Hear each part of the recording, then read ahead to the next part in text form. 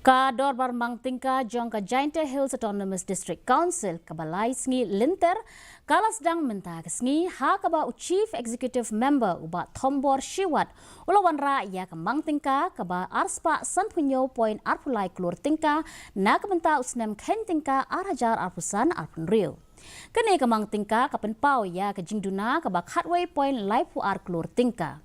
Uba Shiwat ulapan pau ya ki kampen roy ki bakongsan kentup ru ya ke jingpendep ya ki sauspa arpu arteli ki skim bat kiwei ha kaba ula kubur ru ya ki jingduna ha kaliang kapisa ke Tyngka bat ki jingkela ki barim. UCM ula kenturu ya ki dekhot bakinya terelang na kebenta kabha kamiat jongka rilum jaintia. That the council budget for this ensuing financial year was some 25 positions.